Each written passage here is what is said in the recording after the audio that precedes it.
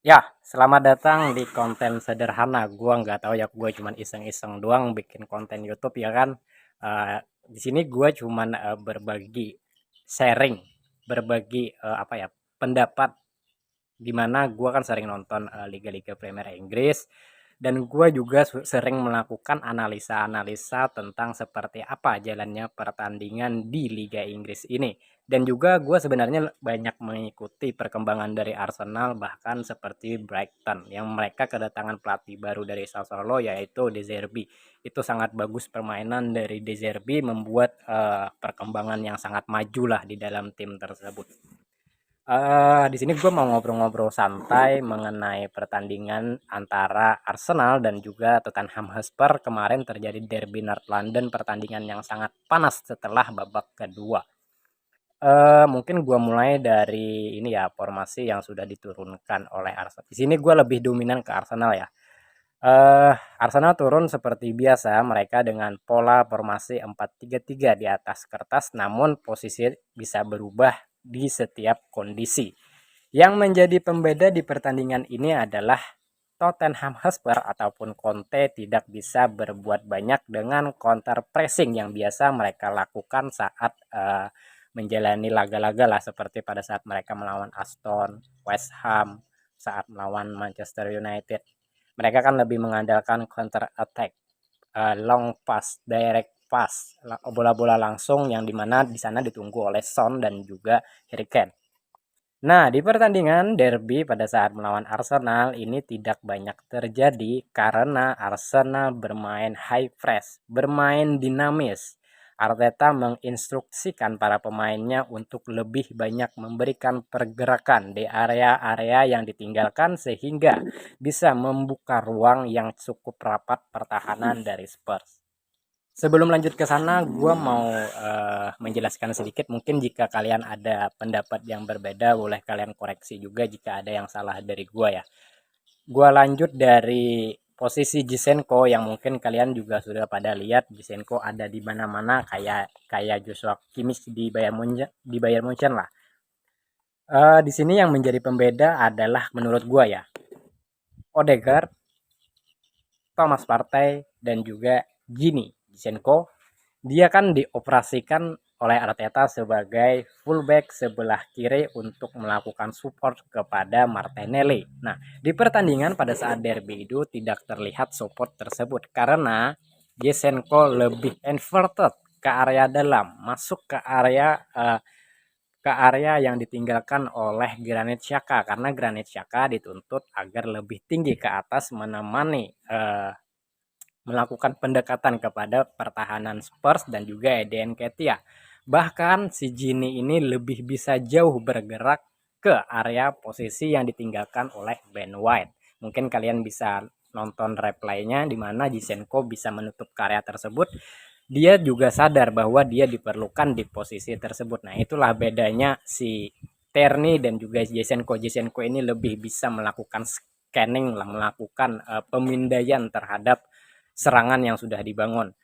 Ben White overlap ke area atas mendukung pergerakan dari Bukayo Saka, dan yang lebihnya lagi adalah Odegaard biasanya lebih bermain di posisi tersebut kan, di posisi di mana ada Bukayo Saka, di bawahnya ada Odegaard. Odegaard lebih tumpang tindih lah, pekerjaannya lebih banyak, dia lebih bisa mendorong permainan di sisi kiri juga dengan melakukan support kepada Saka bahkan Martinelli. Di pertandingan tadi malam semenjak 45 menit pertama Odegaard tanpa penjagaan yang ketat oleh para pemain Spurs. Karena pada saat serangan dibangun dari Ben White yang melakukan overlapping, Sessegnon ini kan menjaga ketat pergerakan dari Bukayo Saka. Yang mengejutkan adalah Bukayo Saka ini masuk ke area ataupun space yang sudah ditinggalkan yang diberikan oleh Odegaard. Si Bukayo Saka ini masuk ke dalam ruangan tersebut yang dimana Ben White sudah memberikan passingnya ke area tersebut juga. Jadi di sini si Senyon tidak kayak kayak gimana ya, kayak bingung gitu loh, gua harus jaga yang mana gitu karena posisi dari Odegaard, Eden Ketia, Granit Xhaka ini sudah memberikan tekanan di sisi fullback sebelah kanan dari Tottenham Hotspur. Selain itu juga kenapa Martin Odegaard ini selalu mendapatkan space yang sangat banyak, yang sangat lebar karena ini adalah pergerakan dari Ben White dan juga Bukayo Saka. Sebenarnya cukup mudah ya untuk gua mengenali permainan dari Arteta ini. Tolak ukur gua adalah dimana jika Thomas Partey yang sebagai jangkar pertahanan yang akan menutup progressing dari Tottenham Hotspur untuk melakukan counter attack ini kan Partey. Nah, jika si Thomas Partey ini berada melebihi garis di garis tengah, itu adalah ukuran gua di mana Arsenal akan memainkan high pressing yang sangat tinggi dengan permainan mereka yang menekan, memberikan penetrasi melalui semua area maupun itu sisi kiri maupun sisi kanan. Tottenham Hotspur hanya bisa melakukan bertahan dengan rapi ya. Gua akui memang si Tottenham Hotspur, si Conte melakukan pertahanan yang sangat luar biasa sehingga tidak banyak bisa yang dilakukan. Counter attack mereka tidak berjalan dengan mulus juga, hanya melakukan 2-3 sentuhan langsung memberikan umpan direct yang ditunggu oleh Harry Kane. Itu kurang efektif juga sepanjang 45 menit pertama, namun ada banyak sekali perubahan setelah babak kedua berlangsung. Nah, di sini gue ingin ulangin sekali lagi taktik strategi yang sudah diterapkan oleh si Arteta ini sangat luar biasa ya. Ada kombinasi jarak antar pemain tidak jauh membentuk segitiga di mana semua pemain langsung terkoneksi gitu loh, langsung bisa memberikan kombinasi-kombinasi yang menarik lawan keluar dari pertahanannya. Ini adalah salah satu permainan yang bisa dibilang dinamis ya, melakukan pergerakan tanpa bola yang bisa memberikan langsung penetrasi dan juga permainan seperti ini sebenarnya berisiko memakan stamina yang sangat tinggi juga. Namun kan pemain-pemain Arsenal ini banyak pemain-pemain muda sehingga mereka bisa menetralisir permainan tersebut lah. Seperti yang terjadi di Derby North London ini, permainan penempatan, permainan pengisian dan juga permainan untuk bergerak, menutupi ruang, membuka ruang, ini adalah permainan identik dengan kayak kayak permainan Pep, kayak permainan Xavi. Ini kan hampir-hampir sama kayak gitulah, namun memiliki risiko yang cukup tinggi.